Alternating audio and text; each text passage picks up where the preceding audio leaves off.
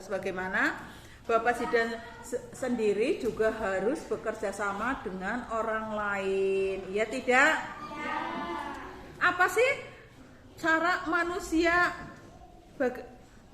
memenuhi kebutuhan hidup? Caranya itu seperti apa? Itu tergantung dengan beberapa hal.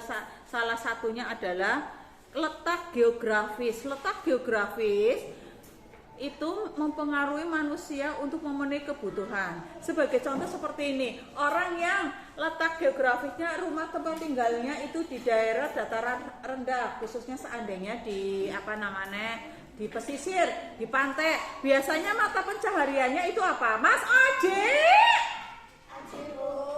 Apa? Itu Aji. Aji sama Ardi ngobrol sendiri.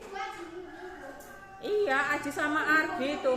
Wes, lagi terang ngomong dewek. Orang yang di dataran rendah, mata pencahariannya itu apa? Mata pencahariannya itu apa? Sebagai nelayan. Apakah di dataran rendah ada orang yang menanam kentang sebagai petani kentang? Ya, Ra. Ada tidak? Dukulo ada yang tanam wortel tidak? Adanya apa? Iya. Oh, itu jadi iya, letak geografis itu mempengaruhi sumber daya atau potensi yang ada di daerah tersebut. Di antaranya itu letak geografis itu menyebabkan potensi di daerah itu apa? Di daerah itu apa? Kalau di daerah pantai contohnya itu kita bisa berternak ya. Ternak seperti ternak bandeng yang dari udang, dari air payau, percampuran antara air tawar dengan air asin itu air payau ya, namanya itu bandeng. Ada juga petani ini tadi apa? Nelayan. Nelayan adalah orang yang mencari ikan di laut ya, Amabel, bukan lautan kehidupan yang akan kita jalani ya Amabel. Itu jarene siapa? Jarene Rafi maring Amab. Ya, itu beda tetapi itu benar-benar laut. Ya. Dari laut itu ada sumber daya alam yang didapat. Contohnya sumber daya alam yang didapat yang akan dimanfaatkan. Itu ikan. Ikan itu insya Allah tidak akan habis asalkan pengambilannya itu ramah lingkungan. Aji, kamu kok tertawa terus sih?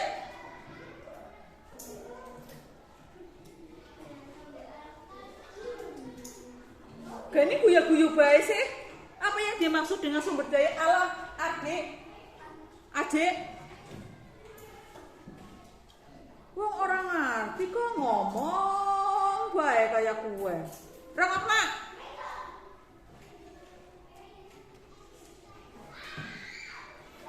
Sumber daya alam sendiri itu dibagi menjadi dua, yaitu sumber daya alam yang dapat diperbarui dan sumber daya alam yang tidak dapat diperbarui.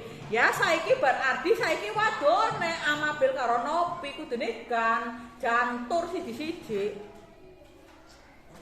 Contoh sumber daya alam yang tidak dapat diperbarui yang kemarin saya terangkan yaitu bahan tambang. Ada minyak bumi, bauksit, aspal, emas. Emas itu kalau sudah diambil itu tidak bakalan bisa kita itu diperbarui lagi. Karena untuk bahan tambang, emas itu membutuhkan waktu jutaan tahun.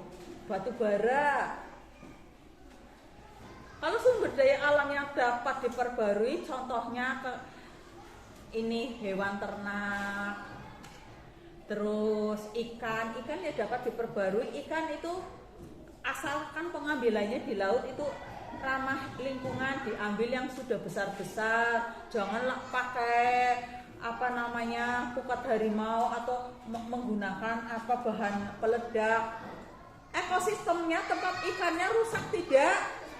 Rusak. Dari ikan yang besar sampai ikan yang kecil itu akan rusak. Semua itu untuk memenuhi kebutuhan manusia. Hutan itu adalah kekayaan alam yang dapat diperbarui, yaitu sumber daya alam yang dapat diperbarui. Bapak Azam mau memotong pohon A. Pohon A itu mau dipotong untuk rumahnya. Sebelum pohon A dipotong, Bapak Azam menanam dulu 2 pohon atau 3 pohon, yaitu 2 tahun kemudian atau 3 tahun kemudian. Setelah pohon A, B, C itu tumbuh, pohon A itu ditebang.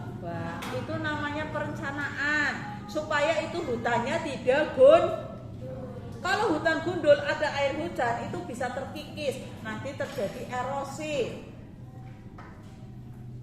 tanah, banjir, siapa yang rugi? Iya, kita sendiri yang rugi sebagai manusia. Maka dari itu penggunaan sumber daya alam itu harus bijaksana. Harus digunakan sesuai dengan kebutuhan. Sumber daya alam SDA atau sumber daya manusia di dalam penyediaan barang dan jasa juga sangat penting. Dengan adanya rendahnya sumber daya manusia, sumber SDM ini akan mempengaruhi jumlah produksi barang. Sebagai contoh seperti ini, kalau jumlah produksinya menurun, pemenuhan kebutuhannya juga tidak terpenuhi secara maksimal. Sebagai contoh seperti ini, di Desa Dukulo membutuhkan tempe itu seandainya itu 100 kilo. Tetapi yang bisa membuat tempe itu cuma satu, yaitu Bapak Wika. Bapak Wika itu hanya bisa membuat tempe sehari paling tidak itu 50 kilo. Kebutuhannya tadi berapa? 100 kilo. Kalau seperti ini dipenuhannya 50 kilo, butuhnya 100 kilo, itu harganya jadi mahal atau murah? Mahal. Itulah yang menyebabkan rendahnya produksi akan mempengaruhi kebutuhannya itu, jadi harga tempenya itu tidak stabil. Ya Wika, ngapain tuh Wika, kamu garuk-garuk saya tak garukin buaya sekalian main gatel loh ya. Sebelum uang ditemukan itu dengan cara apa ya, yang kemarin sudah ada materinya di dalam bahasa Indonesia, dengan cara apa Jessica? Tukar atau apa namanya? Barter. Azam butuh susu kambing, susu wedus. Apa susunya cingko? Susu kambing ya, susu kambing, susu sapi. Nah, sedangkan sidan Azam butuh apa mikir? Susu ya. Azam butuhnya susu.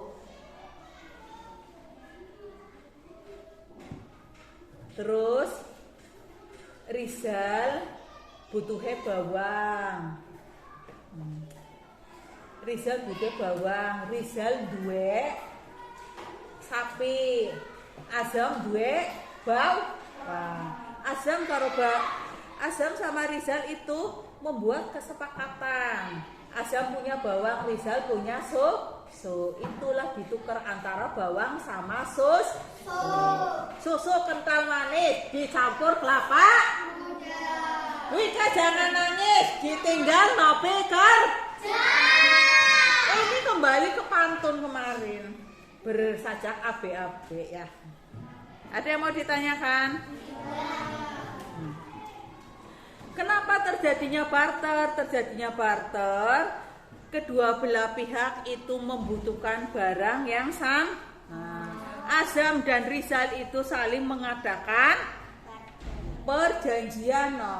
Di dalam satu kintal bawang itu akan mendapatkan berapa liter susu. Lah susunya banyak sekali untuk apa? Ya terserah aja mau buat apa, mau dimasukkan ke freezer kek, mau buat tahu susu kek, mau buat apa, mau buat dodol susu juga bis.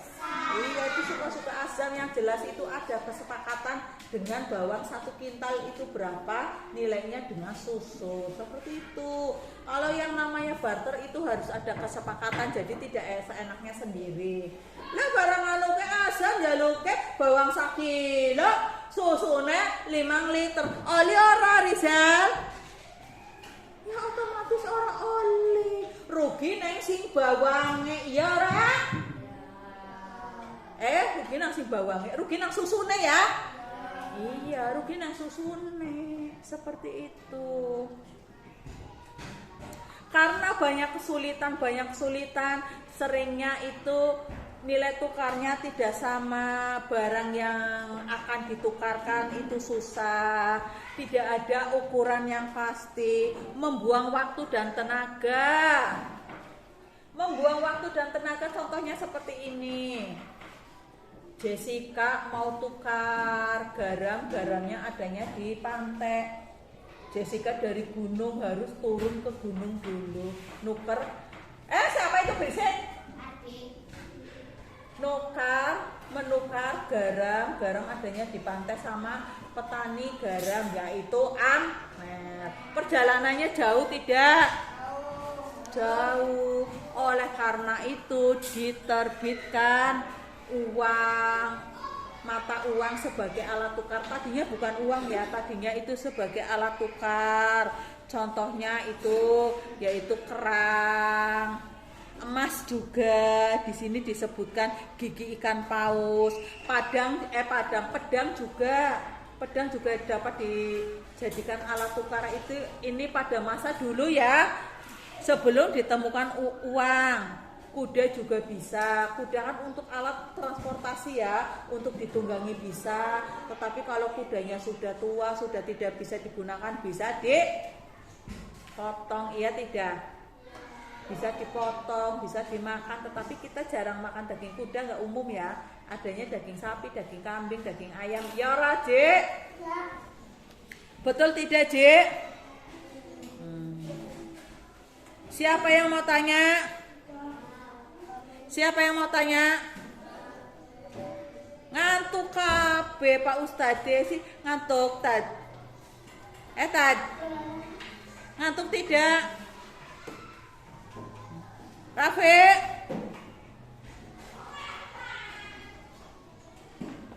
Setelah mata uang barang ditinggalkan, manusia itu berpikir kepimen ya, ben gawe alat tukar sing gampang,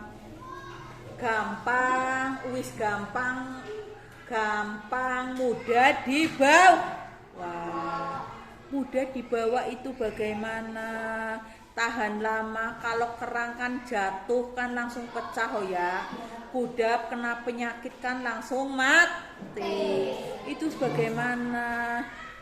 Makanya orang itu berpikir membuat alat tukar yang sekiranya memiliki nilai yang tinggi, jarang di masyarakat, disukai di masyarakat, gampang dipecah. Dipecah bukan berarti ditutup ya, dipecah ya, dihancurkan. Kalau itu maksudnya nilainya tahan lama.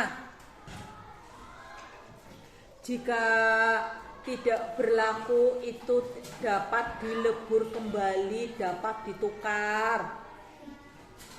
Manusia berpikir seperti itu. Oleh karena itu lama-lama timbullah mata tukar yang berupa uang. Uangnya yang bagaimana? Uang ya sesuatu yang berharga yang diterbitkan oleh lembaga yang ditunjuk. Untuk menerbitkan uang itu tidak seenaknya sendiri, harus dibatasi supaya tidak terjadi masalah. Uangnya berbentuk apa? Ya bisa uang emas. Dulu itu alat tukarnya itu tadinya itu pakai logam, uangnya itu uang emas, uang tembaga, uang perak, itu tadinya seperti itu sebelum ditemukan uang-uang yang kita jumpai sekarang. Mati lampu. Ya tidak, dasarnya mati lampu ya mati lampu, tidak apa-apa. Mati lampu. Aduh gelap. Gelap sekali. Ada yang mau ditanyakan? Oh, tidak. Jadi disimpulkan bahwa untuk memenuhi kebutuhan hidup manusia harus bekerja sesuai dengan di mana dia berdomisili atau tinggal. Jika di daerah kayak Dukulokan kayak gini, oh enggak mati lampu, itu nyala. Itu nyala. Ya udah. Iya ya sudah. Ya sudah biarkan aja. Manusia harus bekerja sesuai dengan bidangnya untuk apa Raffi? Ya Allah ya Robi, gambar baik. Manusia tadi harus apa? Harus bekerja untuk mendapatkan uang. Uang itu untuk memenuhi kebutuhan hidup. Seperti itu kesimpulannya. Ya Mas Dafa, dilawani ayah kerja apa Mas Dafa? Apa selain itu apa saja? Jualan putu. Azam apa Zam? Uang tuanya kerja apa? Iya. Rafi kerjanya apa uang tuanya ayahnya? Iya, kerja bangunan. Apa Nopi apa? Jualan pempek. Mas Rizal apa? Iya, Mbak Jessica apa? Kerja biasa ya, kerja apa saja. Mas Hidan apa? Di sawah. Mbak Isma apa? Kadang dengan gorengan, kadang sawah. Iya, kadang dagang, kadang kerja di sawah. Ujung-ujungnya itu mencari benda kertas yang warnanya merah. Warnanya merah. Yang gambarnya itu Pak Karno dan Pak Hatta. Yang iya Soekarno-Hatta dong, Bapak proklamasi kita. Ujung-ujungnya itu untuk memenuhi kebutuhan keluarga. Asam sampai ayahnya lu adu-adunya cuma luruh kayak kue, jelas ora? Iya, ayahnya Amabel juga ya ora Amabel? Ya ora Nabila, ayahnya luruh apa? Dibantu karo Mama Hel ya. Oh, seperti itu. Tenang apa, Mas Raffi? Ngobrol saja terus sayang. Ada yang mau ditanyakan? Ya. Ada yang mau ditanyakan? Ya. Oke, kalau kayak gitu PR.